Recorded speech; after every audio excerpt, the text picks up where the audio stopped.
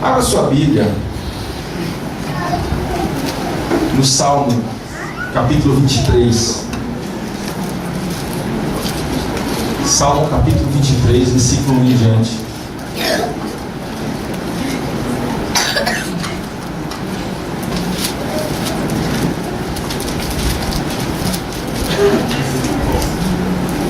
Salmo 23, versículo 1. Todos acharam? Amém. Amém. Eu vou ler então. Vou ler na tradução que eu mais gosto de ler, esses textos clássicos, históricos, que é a Almeida, Revista e Atualizada. Quem quiser acompanhar igualzinho, tem que abrir nesse. Hoje em dia é possível isso, né? Com os smartphones, com as Bíblias eletrônicas.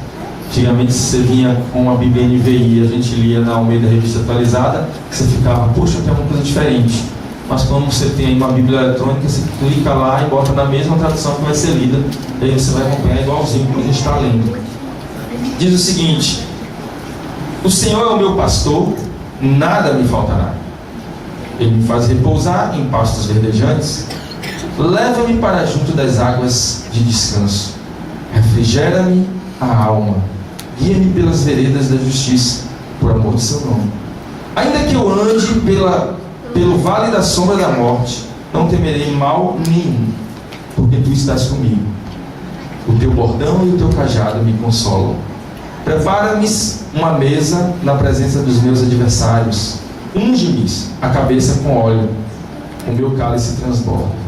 Bondade e misericórdia certamente me seguirão todos os dias da minha vida, e habitarei na casa do Senhor para todo sempre.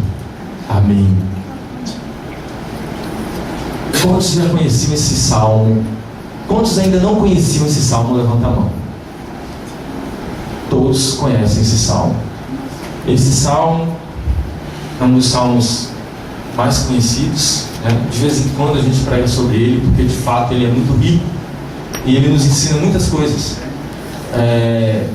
Esse salmo a gente vê às vezes impresso em quadros na casa de alguém, ou algumas pessoas deixam a Bíblia aberta propositalmente nesse texto, porque ele, creio eu, que as pessoas gostem tanto dele. Inclusive, eu não sei se vocês sabem, é um dos textos mais lidos em todo o mundo e o texto mais reproduzido em todo o mundo, de tanto que as pessoas gostam desse texto. Vamos tentar arriscar aqui por que as pessoas gostam tanto desse texto? A promessa. Porque, responde para mim aí, quem não quer repousar em pastos verdejantes? É claro que a linguagem aqui é figurada, então vamos tentar interpretar o que é que toca lá no fundo da nossa alma quando a gente ouve esse texto. Pasto fala de alimento. Nós somos ovelhas do Senhor, amém? Amém. Ovelha come pasto, amém? Amém. Então, se a ovelha está no sentido figurado, pasto também. E isso significa todas as minhas necessidades supridas. Não é verdade? E águas tranquilas. Quem não quer viver uma vida em águas tranquilas? Se alguém disser para mim que não tem interesse nisso, me fale que eu vou mandar te internar. Porque todos querem. Todos querem a alma refrigerada. E todos querem essas promessas que estão escritas aqui no Salmo 23. É por isso que as pessoas gostam tanto desse salmo. As pessoas chegam a citar esse salmo como um mantra, como se estivesse evocando algo sobre si, e que a sensação é que pelo simples fato de pronunciar ou recitar o salmo, alguma coisa vai acontecer. Sabe, eu lembro que quando eu era novo convertido, eu de vez em quando, eu estou ficando velho, tá, gente? Quando a gente está ficando velho, a gente começa a querer dar lição de moral nos mais novos. Isso é inevitável, tenham paciência comigo. Já passei dos 40 esse ano, então a gente começa a querer ficar fazendo sermão. E eu sou de uma época, ó, quando começa a falar que eu sou de uma época, já sabe que vem bomba. Eu sou de uma época em que a gente era tão apaixonado por estar em comunhão, tão apaixonado por estar na presença dos irmãos, louvando ao Senhor, que eu era, adolescente, não tinha recursos, não muito diferentes dos nossos adolescentes, porque não trabalham, então tem que ficar dependendo dos pais. E na hora de ir para a reunião, claro, todo pai dá uma travadinha, tá gastando muito, menino, dinheiro de transporte, tem que ficar em casa. E aí eu ficava agoniado, porque realmente as contas eram regradas, E aí minha mãe dizia, estou te entregando, né, mas faz parte, talvez eu diga isso para os meus filhos alguma hora. Aí minha mãe dizia, não dá, tá, você tá... Porque eu também queria ir para a reunião dia de segunda, terça, quarta, quinta, sexta, sábado. Onde tinha reunião, eu estava lá. Que não tem mãe que aguente, Já perde o filho dentro de casa e ainda tem que ficar bancando o transporte. E minha mãe dizia, não dá, eu transporte você para a escola. E eu saía de casa, andando, para ir para a reunião. A parte do velho vai falar agora. E tem gente que fica com preguiça de pegar um ônibus, ou de sair até de carro. Tá bom, gente, vamos parar com essa parte. Vamos começar a dar sermão aqui. Mas enfim, eu saía andando do Cabula, atravessava a Paralela e ia para Jardim Armação, os cultos. E andava quantas vezes fosse necessário, porque eu amava estar com os irmãos, amém? Amém.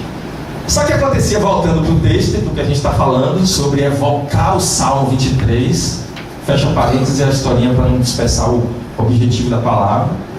E quando a gente estava passando por alguns lugares assim, de noite, sabe, principalmente na volta, meio escuso, de repente passava alguém suspeito, e aí eu aprendi desde cedo, meu Deus, será que aquele é um ladrão?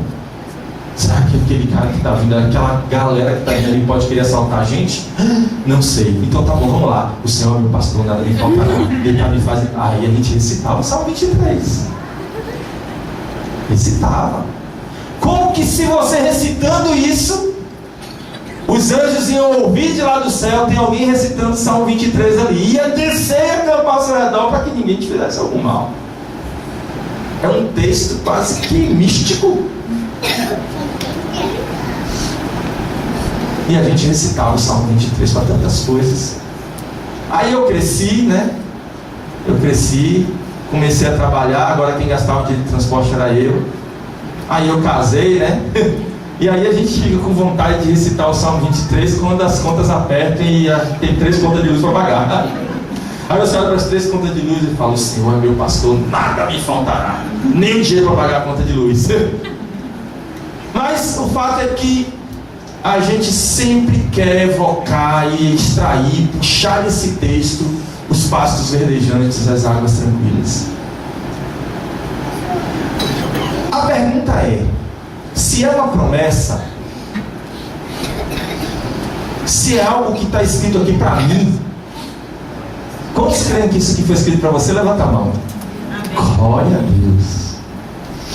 A pergunta é, por que é que os pastos não estão parecendo tão verdejantes assim? Por que é que essas águas não parecem tão tranquilas? Por que é que às vezes a coisa complica e não importa quantas vezes eu recite esse salmo, as coisas parecem que não mudam?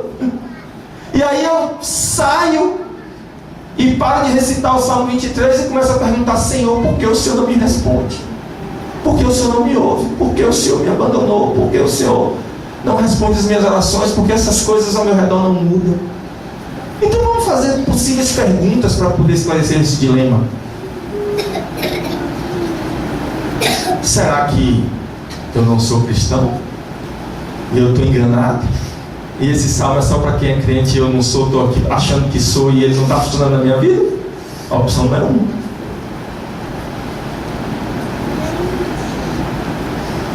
A opção número 2.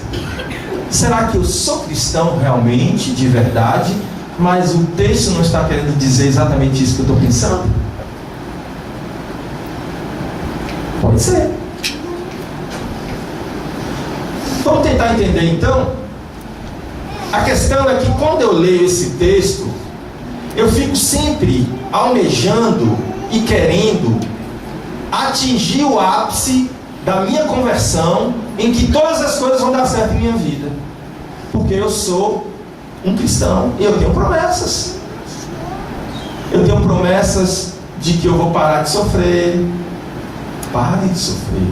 Eu tenho promessa de que tudo vai dar certo em minha vida.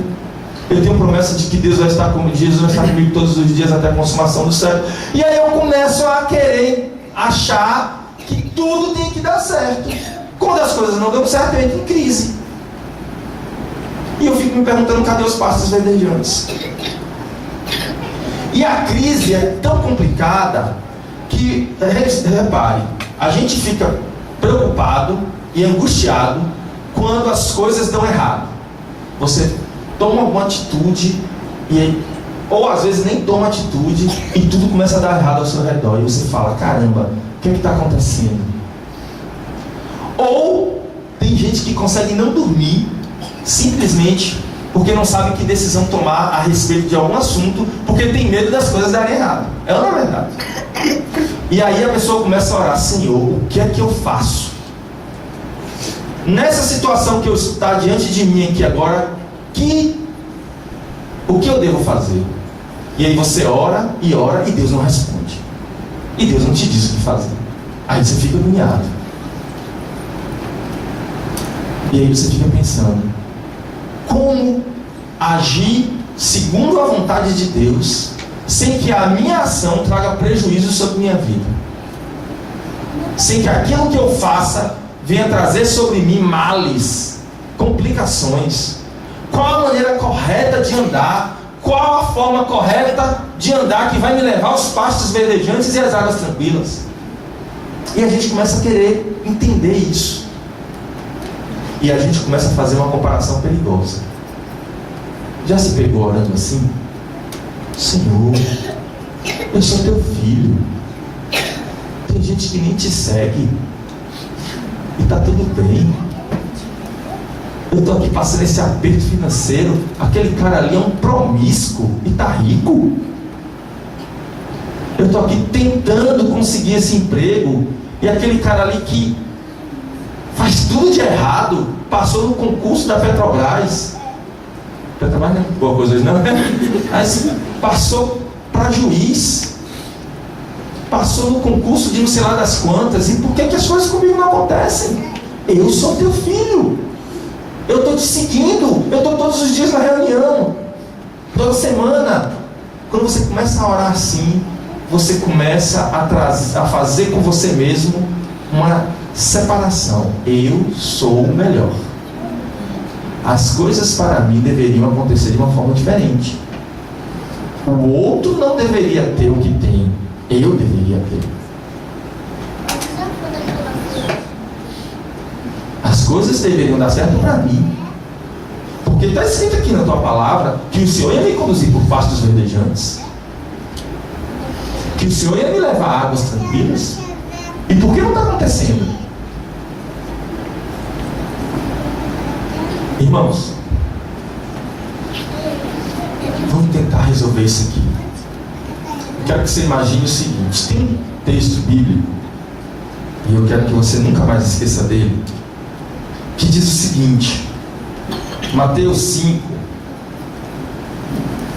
versículo 45, já no finalzinho, diz: porque ele faz raiar o seu sol sobre maus e bons, e derrama chuva sobre justos e injustos. Você parou para pensar na profundidade desse texto? Veja, Deus faz raiar o sol que é necessário para que todos vivamos bem, sobre maus e bons. Você é uma pessoa boa, honesta, trabalhadora, vai para as reuniões, ora, lê a Bíblia, o sol vai raiar sobre você, glória a Deus.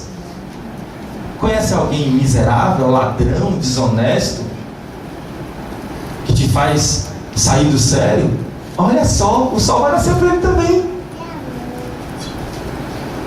Você tem uma plantação, você é fazendeiro, imagina que você é fazendeiro, e você tem uma plantação de feijão, e você precisa daqueles recursos para sobreviver, e para o seu feijão nascer, você precisa de chuva. Você é um homem bom, honesto, trabalhador, lê a Bíblia, ora, tem uma boa notícia para te dar: vai chover na tua horta. Conhece alguém miserável, gente ruim? Ele tem uma fazenda, vai chover na horta dele também. E agora? Olha, Samuel, então que vantagem tem isso para nesse reino? Vai ser igual para todo mundo. Vai chover na minha horta e na horta do miserável?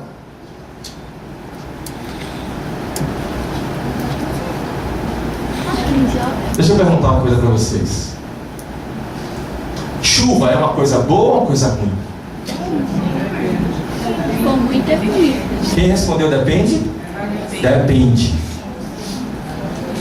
Entre em algum site de reportagem e, dependendo do lugar onde você esteja, a chuva vai ser ruim ou vai ser bom.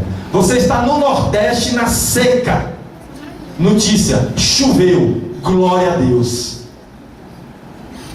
A mesma chuva. Glória a Deus. Você está lá no sul, num momento em que está tendo maior alagamento e casas estão sendo desabando. Enchente. Aí deu uma enxurrada, enquanto as águas não acabaram de mais chuva e forte. Ferrou. Peraí, mas é a mesma chuva. Então a chuva para ser boa ou para ser ruim? Depende. É ou não é verdade? Aí você começa a entender onde eu quero chegar agora. A chuva ou qualquer coisa que possa acontecer na sua vida vai ser bom ou ruim para você, dependendo de aonde você esteja. Até aí está tudo bem? Está no sertão da Bahia? Chuva é coisa boa. Está nos alagados? Chuva é coisa ruim. Então, você tem que entender o seguinte: que quando Deus diz assim, ou quando a Bíblia diz assim, o Senhor é meu pastor, nada me faltará, eu quero que você entenda da seguinte maneira. Tem essa linha aqui no meio? Vou fazer essa divisão aqui, tá? Não tem a ver com quem está do lado de cá, nem com quem está do lado de cá, tá? A gente vai fazer só aqui na frente. Então você imagine que aqui desse lado direito é um pasto que pertence ao Senhor Jesus. Amém? Imagina um cercadinho aqui, um pasto que pertence ao Senhor Jesus. E do lado de cá, você tem um outro cercadinho de um lugar que não pertence ao Senhor Jesus. Vamos chamar isso aqui de reino de Deus e vamos chamar isso aqui de mundo. Ok? Agora imagine o seguinte: tem alguém aqui dentro do reino, dentro do pasto do Senhor, e tem alguém aqui no mundo que não está no Senhor. Quando a chuva cair, vai cair para os dois. É verdade?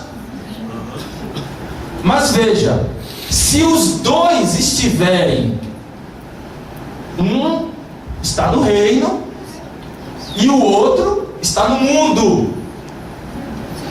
Se os dois estiverem lá nos alagados, os dois vão sofrer. Ok? Os dois vão precisar correr. Os dois podem perder geladeira, fogão, cama, mesa. Os dois vão precisar correr para salvar os filhos. Os dois, mesmo os que estão nos pastos verdejantes, mesmo os que estão fora dos pastos verdejantes, os dois vão sofrer as consequências. Então qual é a diferença? A diferença é que esta mesma coisa ruim sobre aqueles que estão no Senhor terá um efeito bom, produtivo. Aquilo vai cada vez mais me levar para o Senhor. Aquilo vai cada vez mais fortalecer a minha fé. O efeito da mesma coisa que está acontecendo com quem não está em Cristo é diferente com quem está em Cristo. Está dando para entender? Fazer igual para o Júnior. Glória a Deus, irmão. Amém. Amém? Então veja, não fique na expectativa de que porque você é crente, tudo na sua vida vai dar certo. Não fique nessa expectativa que porque você se converteu, tudo vai dar certo. Não foi isso que Jesus prometeu. Jesus disse que nós teríamos aflições. Jesus disse que nós sofreríamos por causa do nome dele. Então não ache que pelo simples fato de você ter entrado no reino de Deus, carimbado sua carteirinha, pronto, agora você está blindado e nada de ruim vai acontecer ao seu redor. Não tenha essa expectativa. Sabe por quê? Porque se você tiver essa expectativa, você vai se frustrar.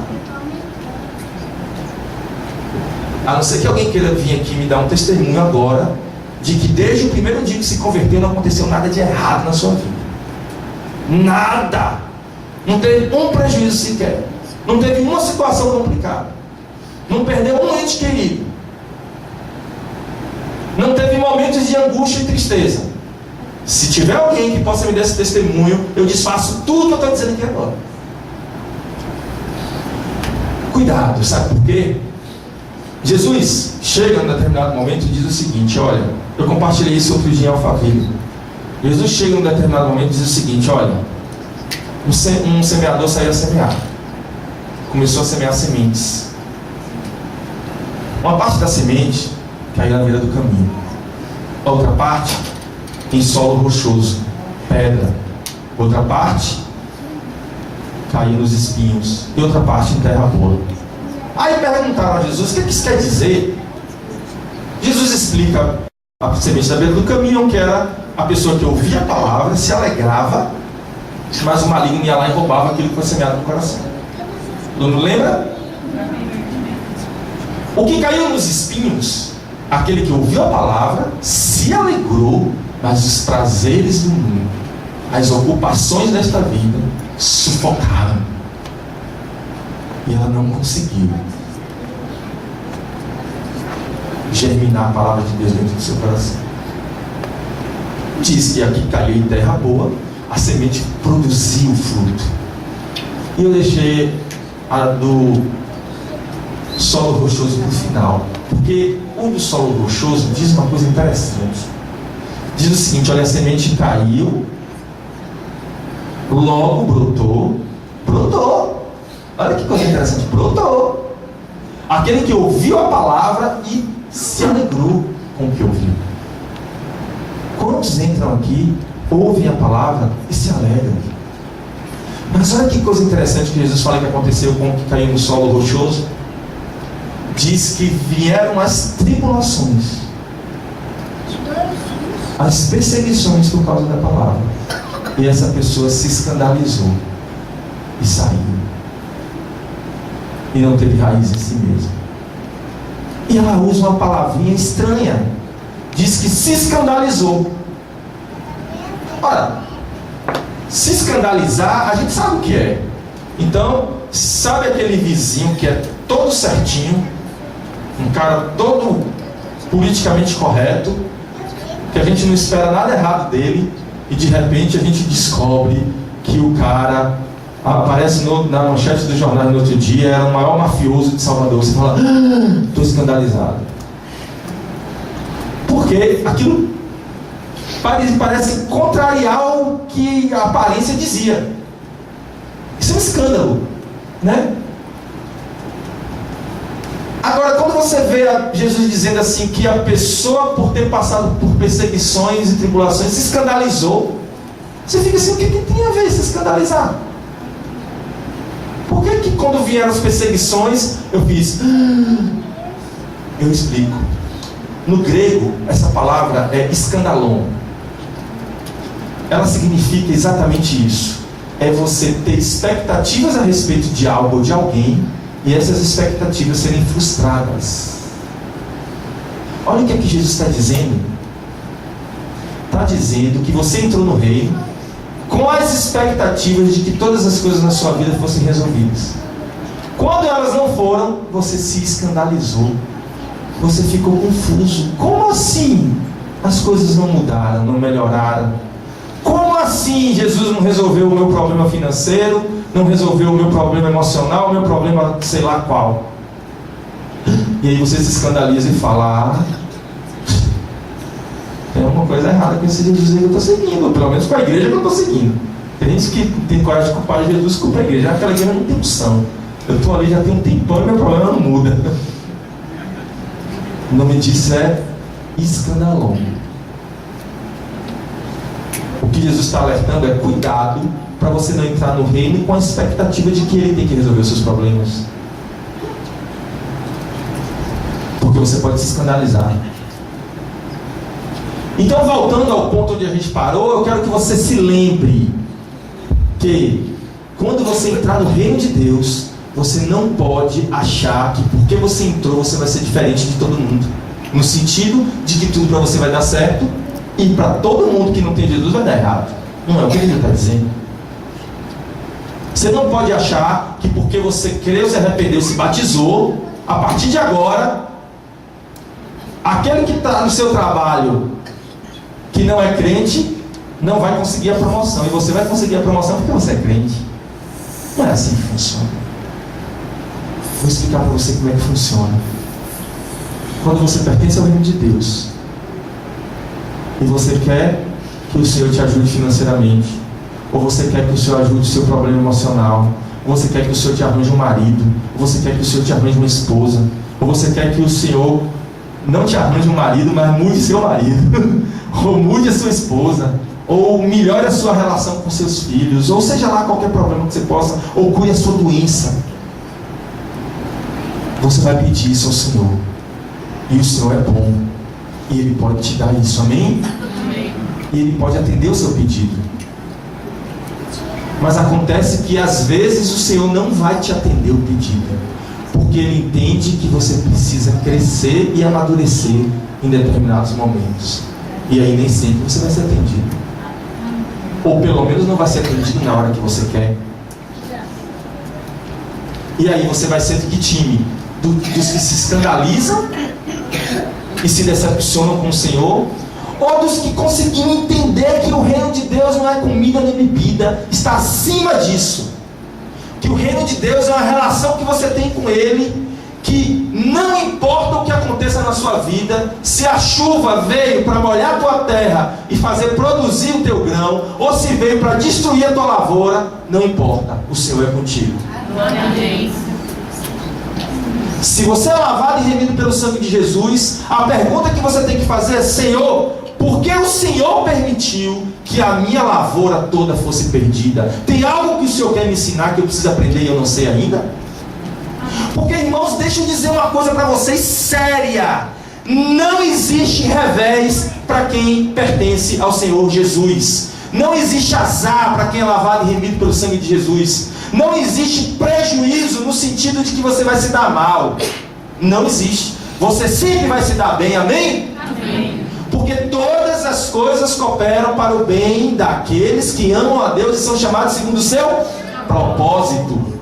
A questão é que às vezes na sua ótica você está se dando mal, mas na de Deus você está se dando bem. Às vezes na sua ótica você não conseguiu a promoção, é ruim. Mas na ótica de Deus eu não te dou a promoção porque é bom.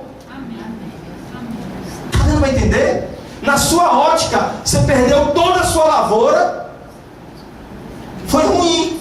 Talvez na ótica de Deus é: eu te fiz perder essa lavoura porque vai ser bom para você. É por isso que eu aprendi há muitos anos atrás como pastor, que quando alguém pergunta para você: você está feliz? Se está tudo bem financeiramente, família, saúde, você diz: eu estou feliz. Mas se você está sem emprego, ou se você está querendo um marido e não conseguiu, ou uma esposa e não conseguiu, ou se você está com um problema com seus filhos, aí você diz: não, eu estou triste, eu estou mal. Mas o que eu queria gerar no seu coração hoje é que nunca você precisa estar mal, porque se você é lavado e remido pelo sangue de Jesus, todas as coisas estão no controle dele.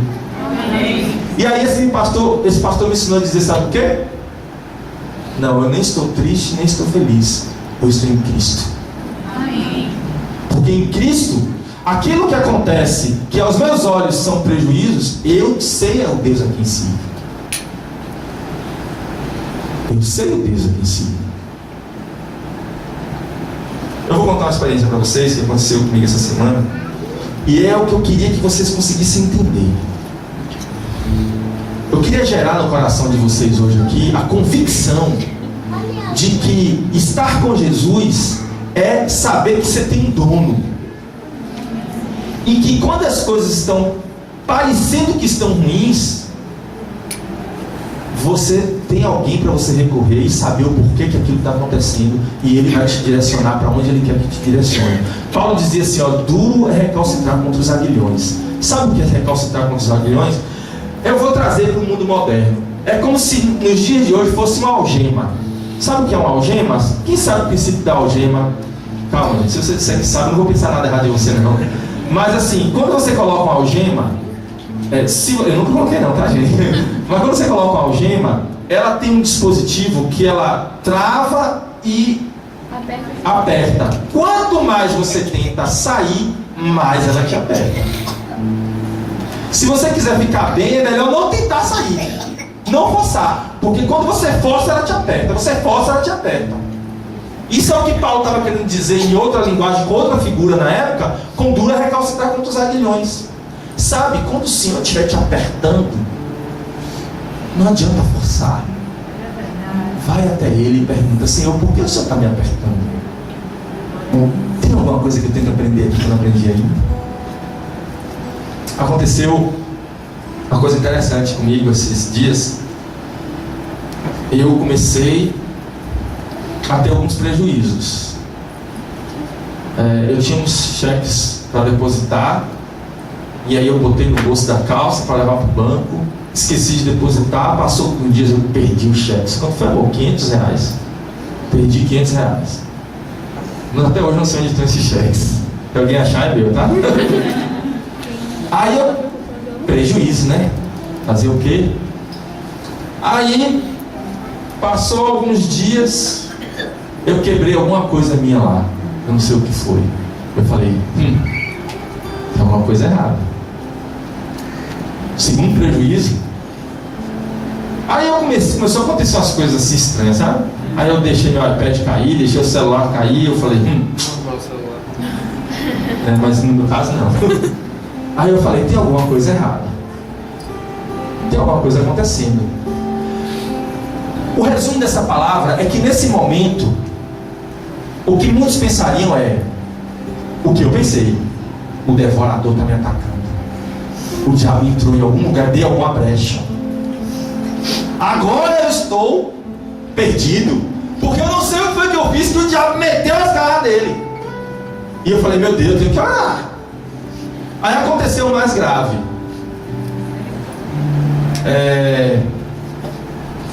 Entrou um bloqueio judicial na minha conta de R$6.500.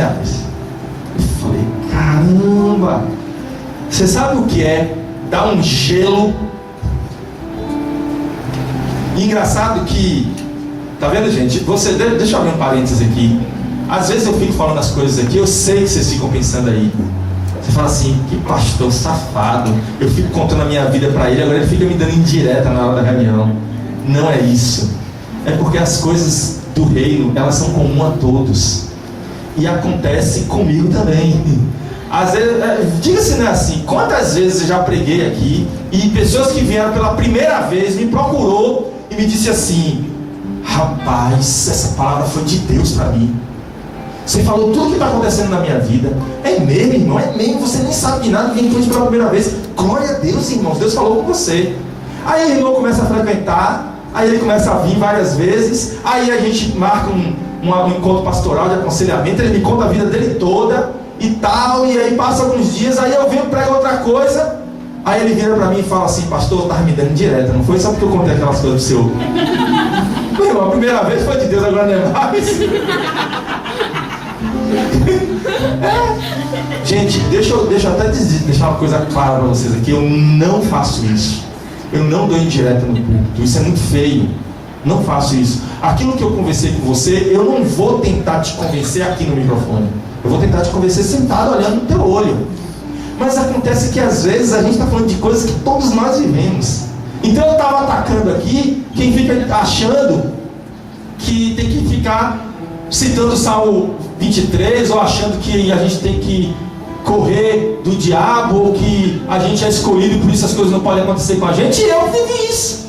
Vocês estão entendendo o que eu estou falando? E aí eu estava aí, olha o que aconteceu. Eu estava sentado na Saraiva do Iguatemi, discipulando um irmão. O irmão pediu para encontrar com ele e eu estava lá, sentado na frente dele e aconselhando o irmão, trabalhando para o reino, para Jesus, ô glória.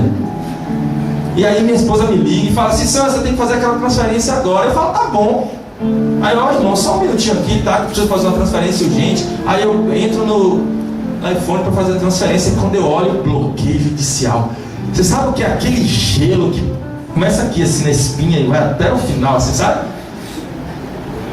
E um valor assim, né, e tal. Aí eu, primeira coisa que eu pensei: Senhor, eu tô aqui discipulando, eu tô trabalhando, você não me ajuda. Eu tô lá, larguei tudo lá, tô aqui cuidando desse irmão e aparece um bloqueio judicial desse na minha conta. Aí eu sou escrachado mesmo, falei logo pro irmão: me desculpa aí que aconteceu um bloqueio judicial aqui na minha conta, eu tô meio transtornado. Mas eu larguei de mão o negócio e continuei a minha conversa, nosso bate-papo, foi ótimo, maravilhoso. Aí voltei para casa, fui orar, né? O que está acontecendo, Senhor? E aí eu cheguei em casa já chutando o balde. Não foi em casa chutando o balde, não, com o diabo.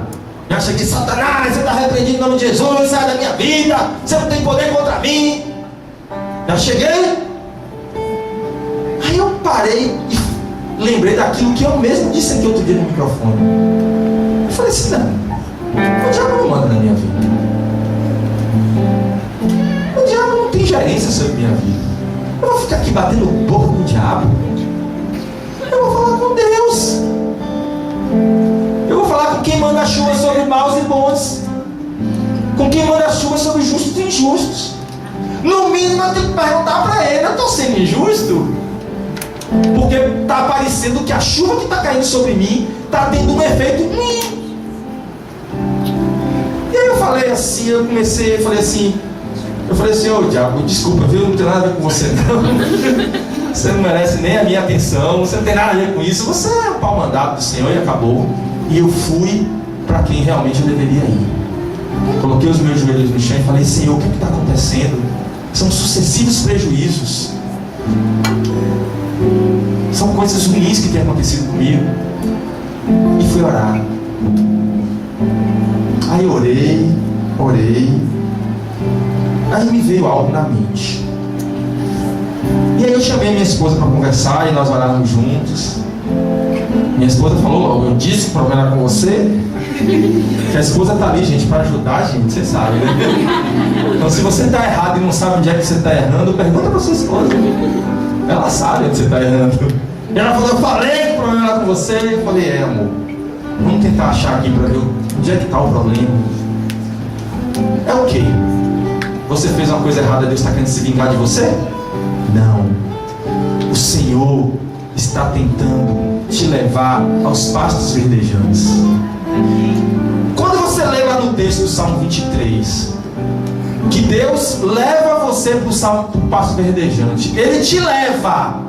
Veja, Ele não diz que quando você se converte, você nasce nos pastos verdejantes. Ele te conduz. Se Ele te conduz, é porque você não estava. Ele te leva a águas tranquilas. Se Ele está te levando para onde tem água tranquila, é porque você estava em água conturbada. É ou não é? Ele refrigera a sua alma. Se Ele precisa refrigerar a sua alma, é porque ela estava agoniada. Então, meu irmão, a luta cristã é agonia, é falta, é necessidade. Mas o que o Senhor deixa acontecer com você é para que você aprenda a ir até Ele. E Ele dizer: ah, você veio atrás de mim? Vem cá que eu tenho que te levar para pastos verdejantes e águas tranquilas. Você entendeu a diferença? Não é que porque você se converteu, você é pilipimpim. O pilipimpim é velho, né? Você se converteu, pá! Você nasce agora em pastos verdejantes. Não! Você é a ovelha rebelde. O tempo inteiro você vai estar querendo fazer as coisas erradas. Quando você buscar o Senhor, Ele vai te trazer para os pastos verdejantes.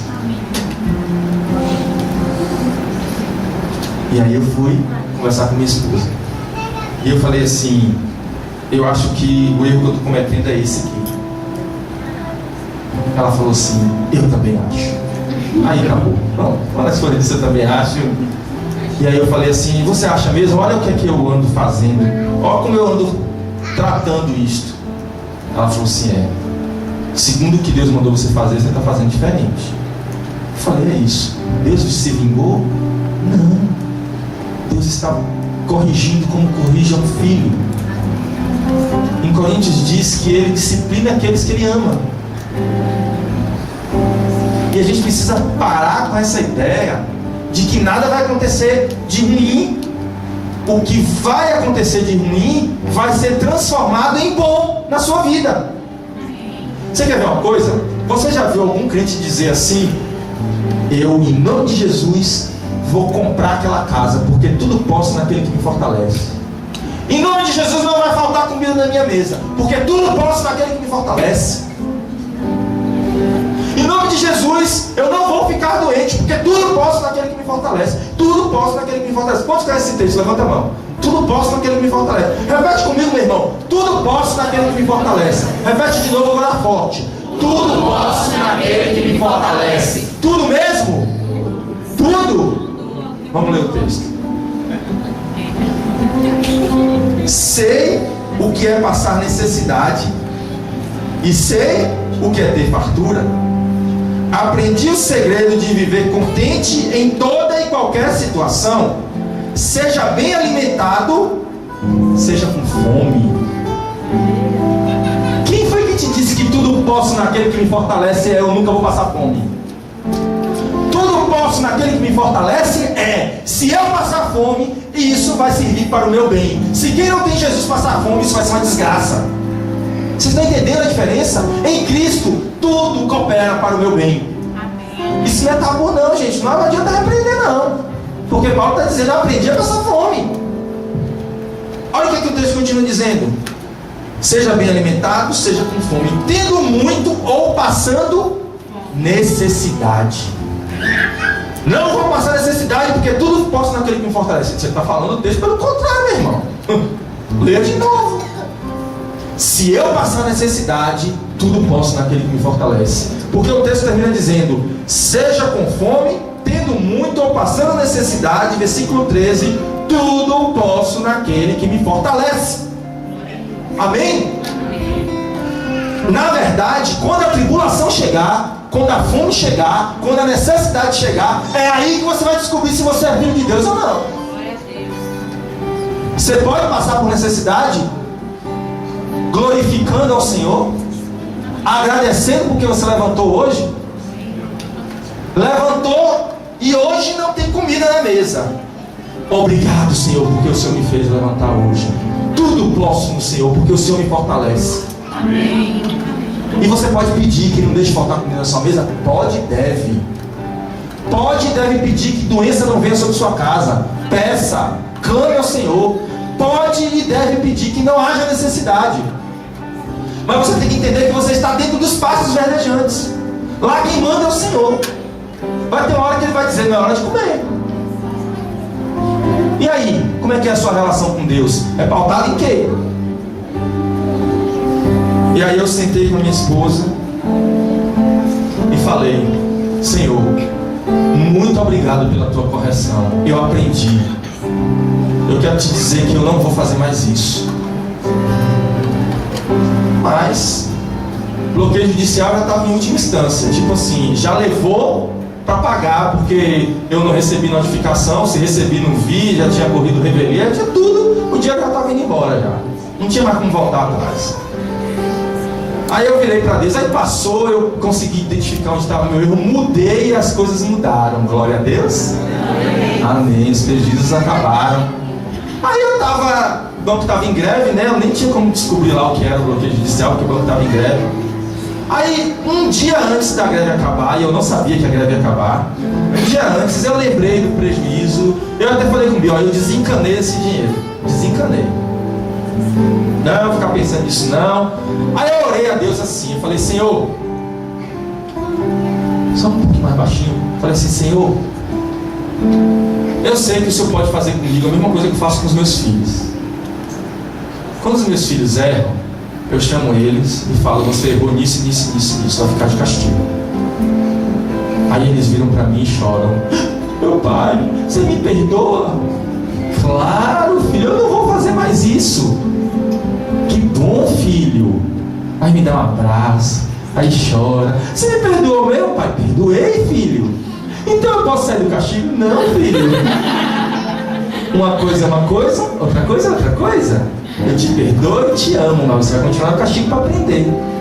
Aí eu virei para Deus e falei assim, Senhor, você pode fazer a mesma coisa que você fez, que eu faço com meus filhos, né? O Senhor vai dizer para mim agora que o Senhor já sabe que eu aprendi, que eu me arrependi, que eu não vou errar mais, mas que eu vou ficar no prejuízo. Eu falei, Senhor, eu aceito o prejuízo. Eu só quero te dizer que se o Senhor quiser me livrar desse prejuízo, eu já aprendi a lição, tá? Vou ficar aqui quietinho no meu castigo, sem reclamar. Mas se o Senhor disser assim, Samuel, pode sair, eu dou um pulo e saio daqui na hora. Então, Senhor, se o Senhor quiser me livrar, fica tranquilo, Senhor. Não precisa me livrar, não. Já encarei o prejuízo, já está feito. Mas eu aprendi, viu? Já mudei, você ouviu? Já passou uma semana, já mudei. Glória a Deus. No dia seguinte, o banco terminou a greve. E aí eu fui lá no banco para entender que bloqueio judicial era aquele que eu tinha perdido. Porque o dinheiro já tinha ido embora, não tinha mais como voltar atrás. Aí eu sentei na mesa da gerente. Aí a gerente foi e me deu o número do processo. Quando eu consultei o número do processo, era um bloqueio judicial que não tinha a ver comigo. Tinha a ver com outra pessoa e que já me pagou o dinheiro. Glória a Deus. E eu não fiquei no prejuízo. Uma pessoa, inclusive, que sabia que esse processo ia chegar alguma hora. É porque nós fizemos um negócio juntos. E glória a Deus. O Senhor foi bom comigo. Você falou, Samuel, sai do castigo. Você já aprendeu. Amém? Vamos ficar de pé.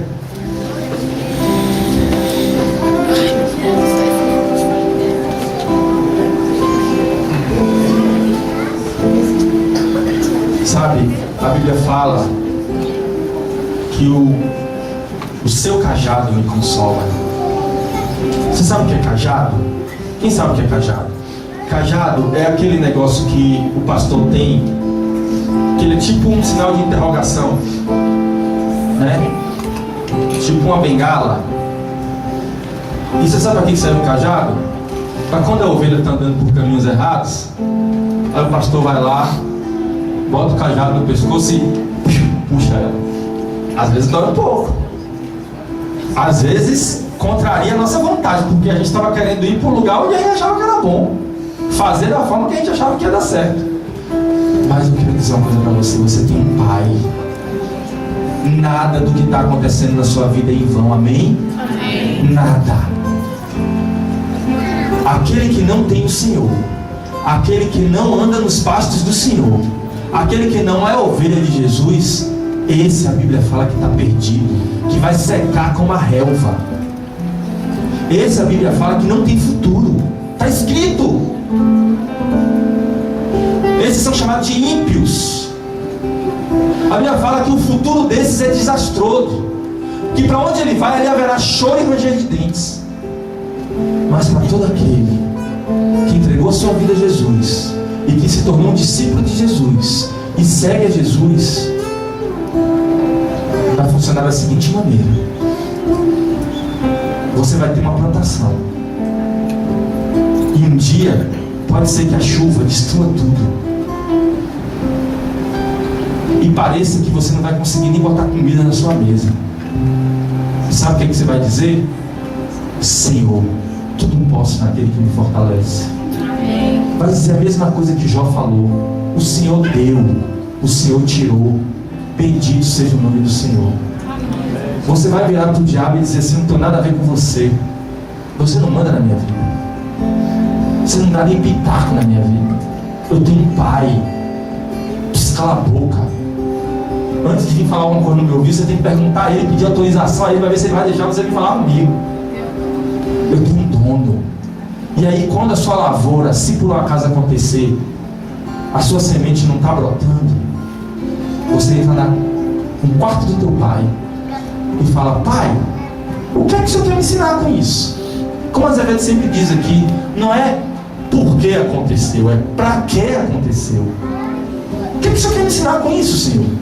Tem alguma coisa que eu estou precisando mudar? Tem alguma coisa que eu estou precisando aprender e eu não estou vendo? Para de murmurar. Não murmure. Não entre, não deixe entrar em você um sentimento de autocomiseração. Porque eu sou um coitadinho, porque tudo acontece com todo mundo menos comigo, porque dá certo com todo mundo menos comigo. Para! Você é filho de Deus, lavado e remido pelo sangue de Jesus. Não importa o tamanho do problema. Você tem um pai. E você tem que ir até ele e perguntar: por que está acontecendo isso, pai? O que é que eu estou precisando aprender que eu não aprendi ainda? Fala para mim, revela. Mas, Senhor, deixa eu te dizer alguma coisa. O Senhor é a minha força. O Senhor me fortalece. E eu posso qualquer coisa. Se você acha que eu tenho que ficar sem comida agora, pai, eu posso. Aí um dia, quando você entrar no quarto do teu pai, se humilhar diante dele, pedir perdão pelos seus pecados e mudar a sua vida e o seu modo de andar e o seu modo de agir, você vai dizer: Senhor, eu aprendi. Só que agora eu estou precisando de outra chuva. Uma chuva para fazer brotar minha semente. Você pode mandar essa chuva, Senhor? E aí você vai ver chover na sua horta. E aquela colheita vai ser a maior que já teve em toda a sua vida. Amém? Você crê nisso? Eu creio nisso. Eu sei o Deus que eu sirvo. Eu sei quem é meu pai.